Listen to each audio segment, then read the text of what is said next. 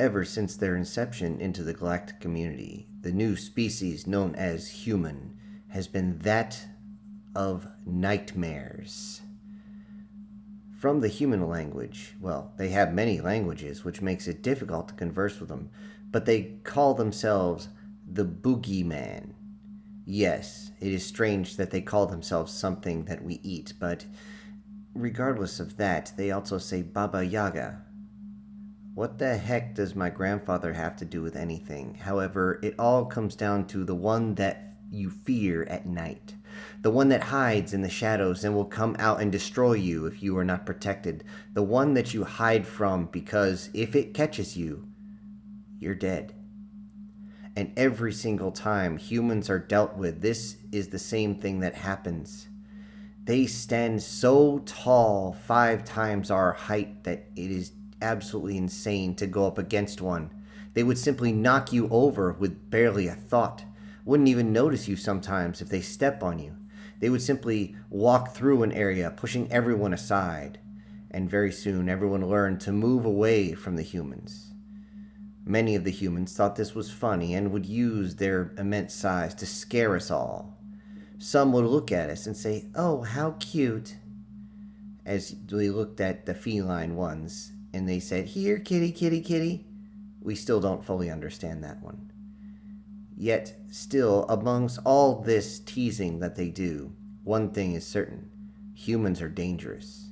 If you go and attack one for any reason, even if you are protecting your own territory, they will simply turn on you and become the most vicious killers you've ever seen. I've seen them rip apart a domicile with its bare hands just to reach in to grab the one that had taken a shot. We have seen them go in their massive ships, landing on planets and crushing entire cities just because they can. Or maybe they didn't even notice. It didn't matter. Wherever humans tread, trauma would follow, as many of your brethren would be taken down as they did not understand that they were causing massive damage. They seemed to not care at all. This was what we believed all humans were like: uncaring pieces of trash. This is why we fight the humans. This is why we have fought against them for the past 300 of our years. 102 by the human calendar. In many cases, we have made great strides, though we need capital ship weapons just to get into their ships, as many of their ships were just covered with capital ship weapons, which to them, of course, seemed to be small arms. But that was not the issue. The issue was the fact that they had such massive ships that were so difficult to get through. Even though they were fairly simple and easy to take out once you knew how, it would be still difficult, and you would lose so many during swarm attacks, which seemed to be the only tactic available. We believed that this war would never end unless one side or the other was completely obliterated, and then the video came out. A simple 2 or 3 minute video of inside one of these nesting facilities. A nesting facility that was holding several different species of our young. This was supposed to be protected, as the facility itself was very, very well armored, buried deep into the side of a hill. And yet the humans, knowing that it was there somehow, broke out simple hand tools and began to rip the mountain apart. It took them several days of ripping in through the soil and following the tunnels until they finally got to the main hall.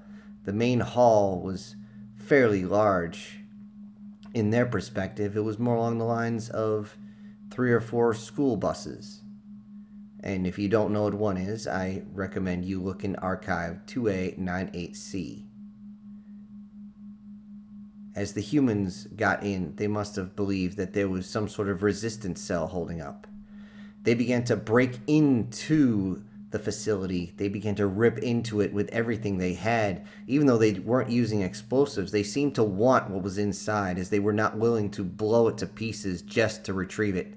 And as they finally ripped the doors open, you could see their massive hands reaching in. Many of us who were there tried to stab at them whenever we saw those massive, massive hands. But then the hands simply pulled apart the outside, and you could see the walls buckle and rip and crack, and the reinforcements would bend on the inside as it peeled away like the skin of a cantata plant. And then we saw those faces, those huge faces, those two front-facing eyes that made us fear everything. And they stopped. The humans just stopped. They looked at us, looked at each other, looked at us again, checked their data pads, their holographic displays, and then started to converse amongst themselves. During this entire video from the inside, after everything was ripped open, you could see the humans reaching in again, and this time more of them, tearing everything apart. We saw the hands reach in, but they were not in any type of malice.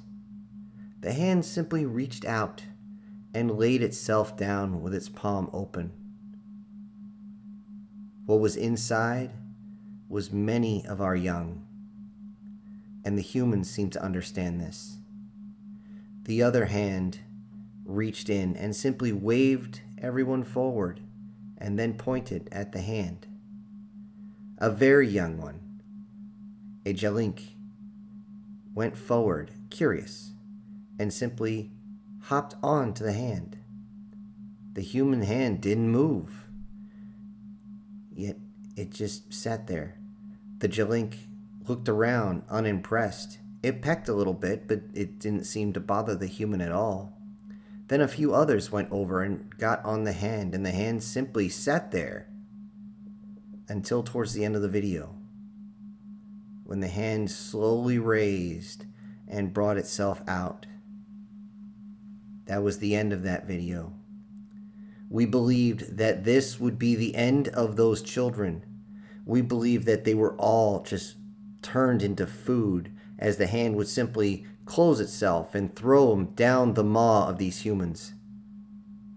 But we found another video that the humans brought, along with a ship, into our space. They transmitted a simple message out to the stars that we had not understood was even possible. It was very simple. Come get your kids. That's all it said. As many of the families were reunited with their young ones, happy as they were together, the humans simply turned around and left. And this was a capital world. Their ship could have simply taken it apart piecemeal, but they simply left. And with this, there seems to be a new understanding of the humans, a reality that there is a duality to them. And now, even though they are such masters at war, I wonder if they'll seek peace.